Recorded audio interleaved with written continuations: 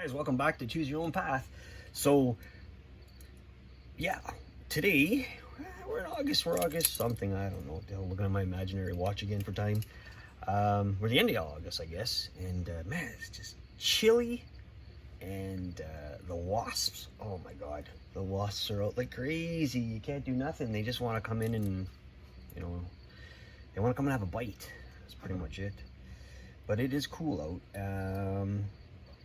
So yeah, anyway, we're here to do something else. So what are we doing today? We're making a fish. We're gonna try to make a fish.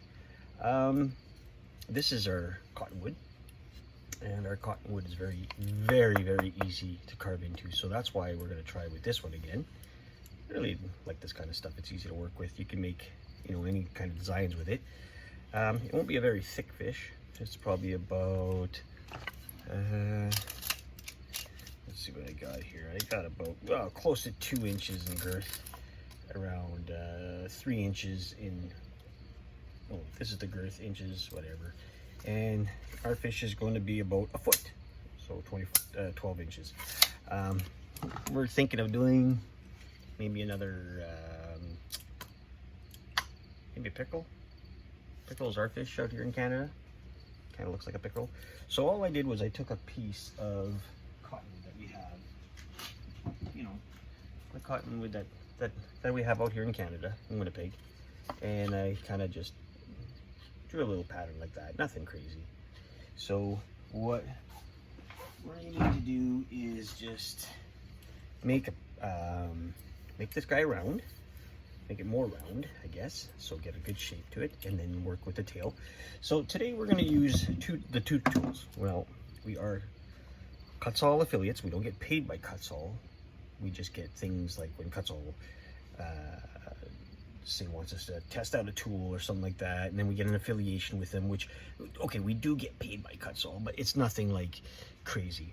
But we also have the saber-tooth lines. Now, we use, in this channel, we do use a lot of the Cutsall brand, because that's who basically sends us stuff. We had them send us stuff a long time ago. Just had issues with them, saber-tooth, but that's okay. We could always, you know, forgive, right? That's what we're all about. Long story short, two good companies, though one helps us out more than another. The only reason I'm going to use this guy is because I don't have anything similar to this in the Cutsall brand yet. Until I get either one sent to me or I buy one, that's what's going to happen.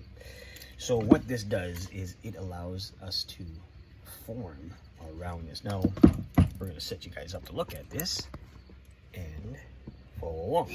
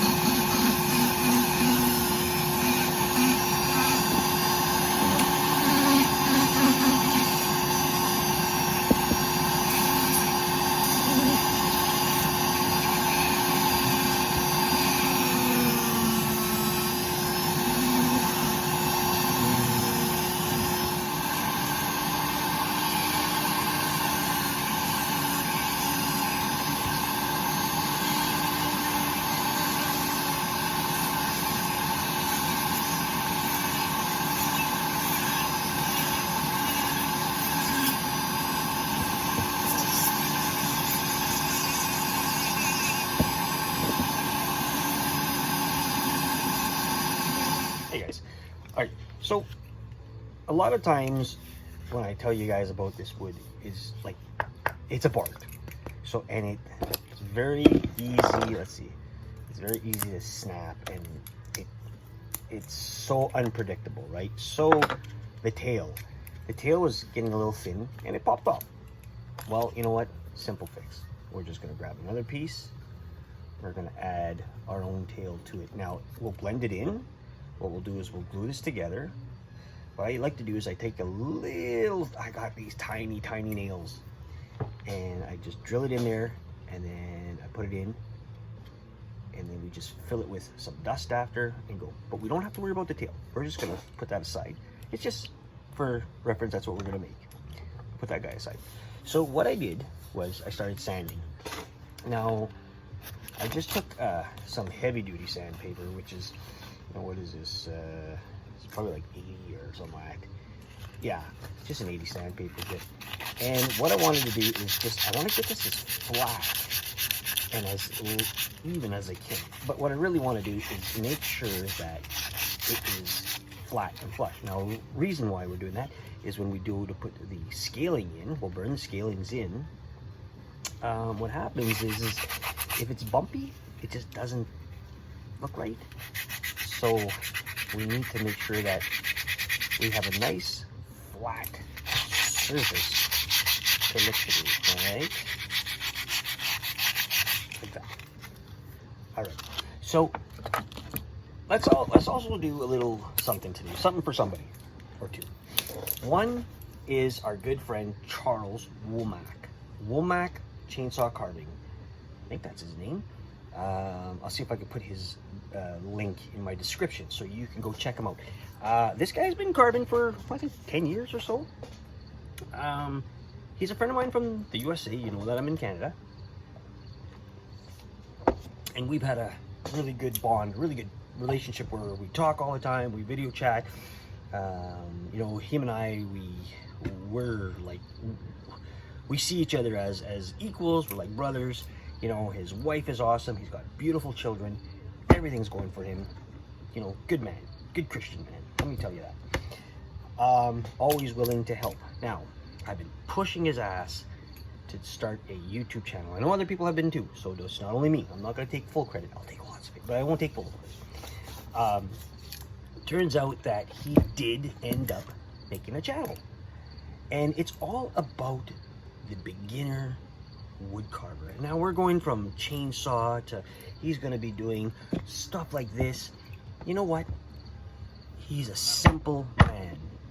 He's a man that doesn't use, you know, gadgets and gadgets. He doesn't show off. He doesn't curse on his YouTube. That's some really good, proud of him. Christian man wouldn't do that. You know, you ask, he will tell you. He talks a lot. He's just like me. He's not French though. But he's super awesome. And I want you guys to give him some love. I want you to blow up his channel. YouTube is going to be something that he's going to love to do because he's going to show you guys stuff. And, you know, maybe he will do some stuff together. We'll do some giveaways. We'll figure it out. Sorry.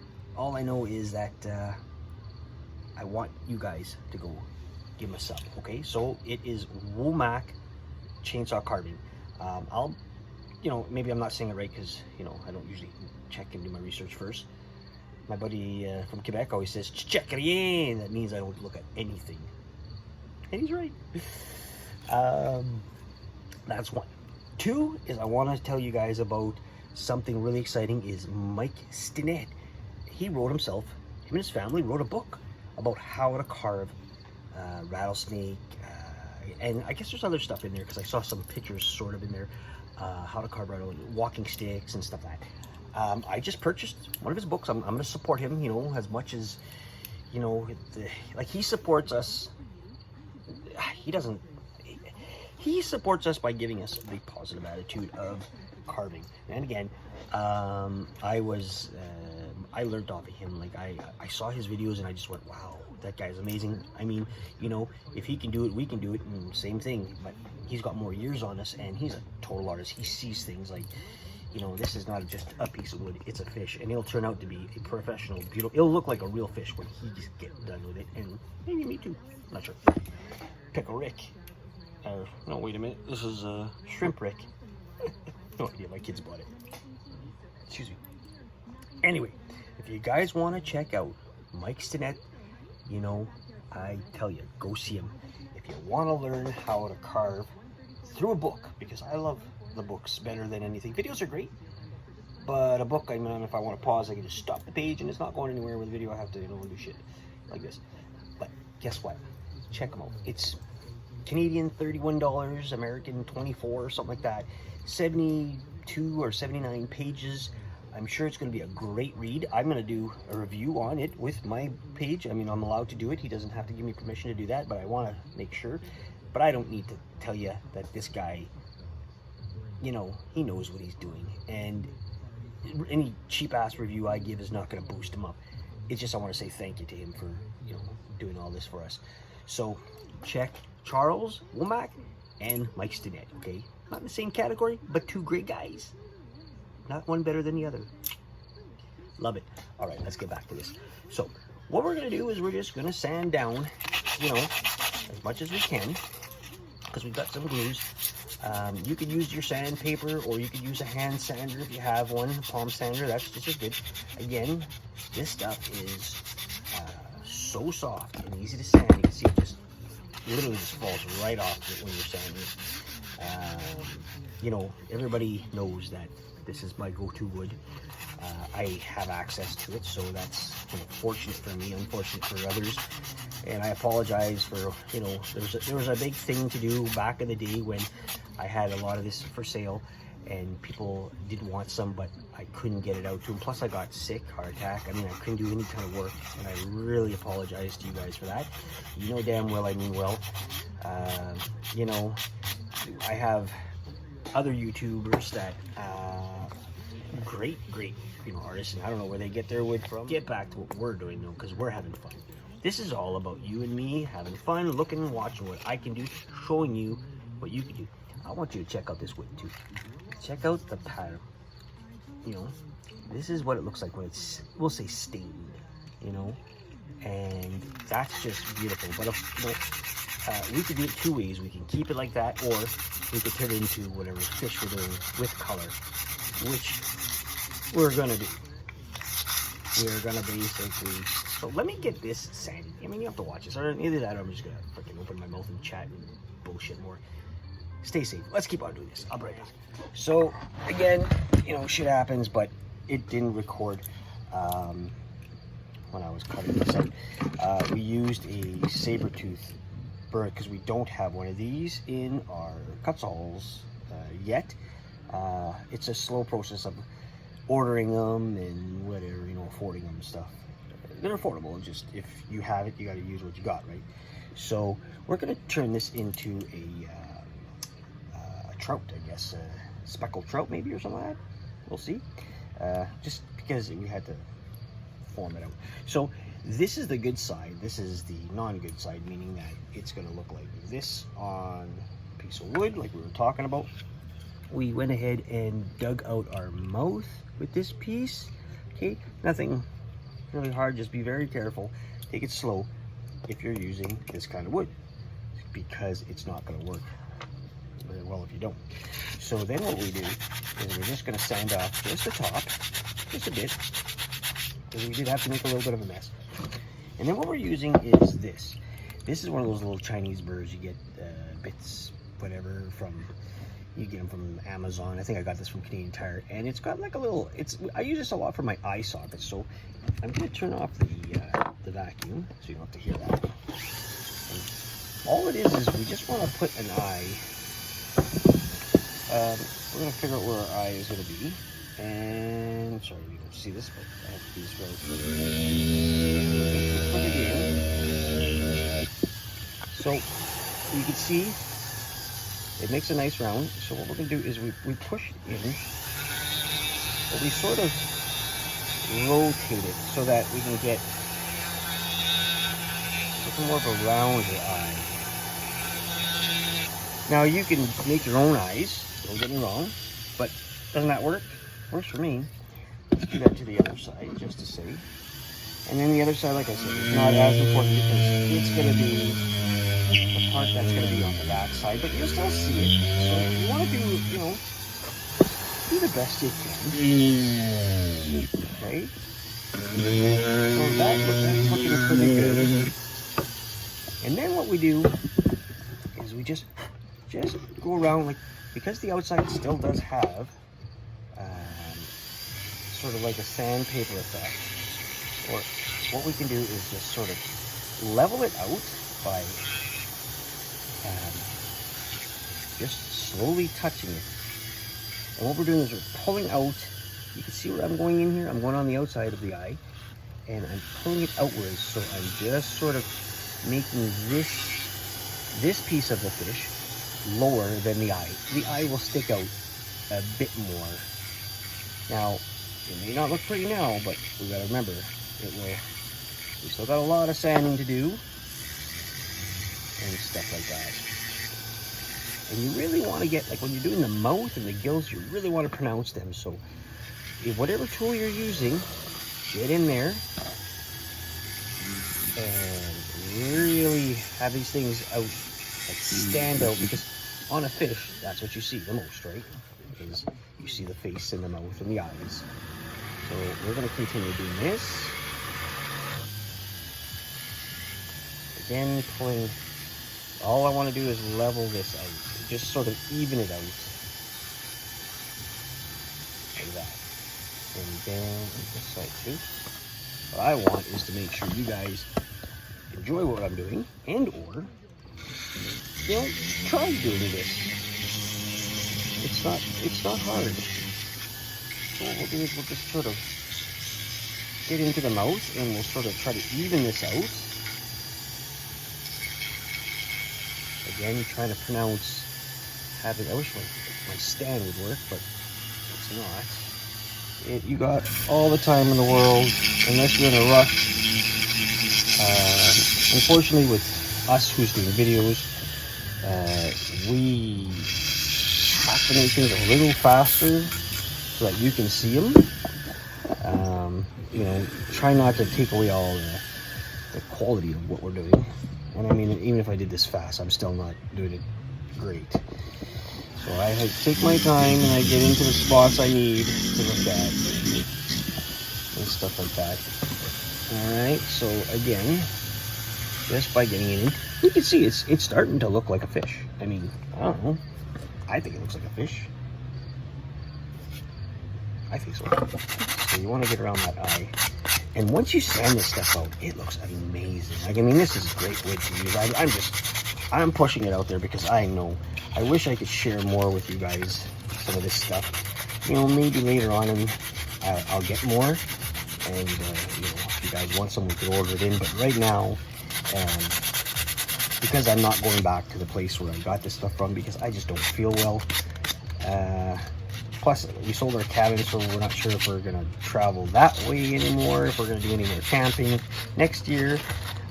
You know, Ernie's always a great place. If you're in Winnipeg and you're going out that way, Tyndale, Manitoba, go see Ernie. You know, he's got lots of wood. He'll sell you, even just firewood. You know, the guy's a great man. Now we have to work on, you know, on the gills. So we got to bring in the gills. So what I got to do is, because I didn't have a picture of it printed, I have to go back on my camera and look at it.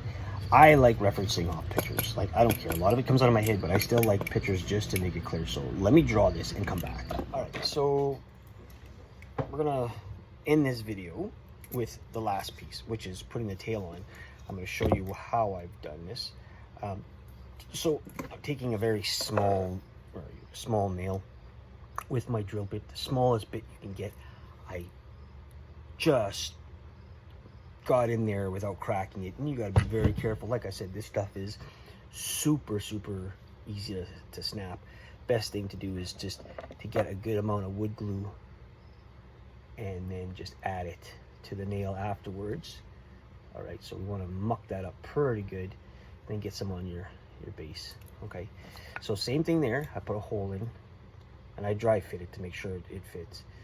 Now very carefully, and I mean carefully, because if this breaks on me during camera, I'm not going to be happy either. And what we're going to do is we're going to add our tail. Now it looks a little funky, but that's okay. Don't worry. We'll fix that up. So what we'll do is we'll just add some glue all around it, okay, like so. All right, lean in the front. And then what I'm going to do is take some of this sawdust that I have from shaving it, and I'm just going to add this all over our piece. I do have a lot more in the bucket if I really needed it, or you could shave some more down and go from there. But I thought I had a lot here. Maybe I don't. I don't have enough, but that's okay. Just add some sawdust to it. All right. And then same with the other side. We're just going to add the rest of our sawdust to it. So that would kind of blend it in. And then when we go to sand this, hopefully it works well. It's the same wood, right? Same sort of sawdust is from this piece here, so you know what I mean? So let's just add that.